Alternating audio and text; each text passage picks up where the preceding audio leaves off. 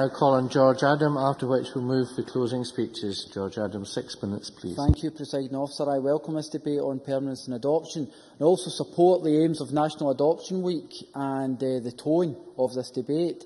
I think Gil Patterson is correct, as always, when he says that when we have debates like this, we show this Parliament at its best, because we're dealing with real issues, real problems and real solutions to these issues as well, and we're dealing with people's lives and, in some cases, some of the most difficult to reach and looked after children that we're dealing with. And as today's debate has been like spot the ex-councillor, effectively, because we've all had various times when we've been councillors and we've taken on the role as corporate parenting. And when you do look at it as a corporate parent, the first thing you actually say is that it's only then, when they talk to you about it, that you truly understand that we do have a role to look after these children as well. And it's a term that you hear probably as you go by your life normally before you're an elected member, but it's only then that you truly, when you become like an elected member in a local authority, you're there at the coalface, you're actually seeing what's happening, even down to when you're at surgeries and various families come in and you're dealing with their own situation. And it can be heartbreaking and quite difficult. But I think Kevin Stewart's already mentioned, Presiding Officer, what Angela Constance said last week, but you weren't here, so I'll possibly maybe mention it again, that Angela Constance said if something is not good enough for our own sons and daughters, it's not good enough for any child or young person growing up in Scotland. And I agree with that then, and I do so again, and I'm pleased that the Minister, Aileen Campbell, has reaffirmed this position today, because I think we have to ensure that we all work towards a goal of making Scotland the best place to grow up in. And I think we have to ensure that we take up this role as a corporate parent. It's important that looked after children gain a permanent home quickly, and I welcome the fact that the child will be at the centre of all this. Joan McAlpine and others have already said that the Children's Reporter published a report on care and permanence planning last year for looked after children, and the thing that came out for me is the fact it takes over 2 years, in most cases, for children to find some form of permanence. And that's a worry, because we have a situation where the sooner we can actually help these children, these looked after children, a lot easier it's going to be for them. There are other situations, of course, that came up during the debate and has been mentioned as well, is that there are challenges when you try to leave children with their birth parents. There can be, as has been happened in various areas, some tragic circumstances if you work towards that way. And there are other times, on the majority, where it actually can work out.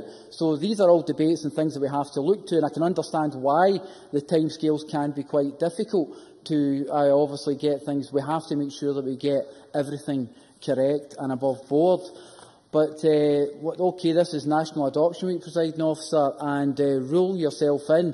Many families will be completely unaware of this idea, because a lot of families will actually think that they're either too old, too young, they have a different lifestyle, they won't be accepted to be someone who could be an adopted parent. And this is something we have to promote and ensure that people actually know that this is available to them and they can get involved.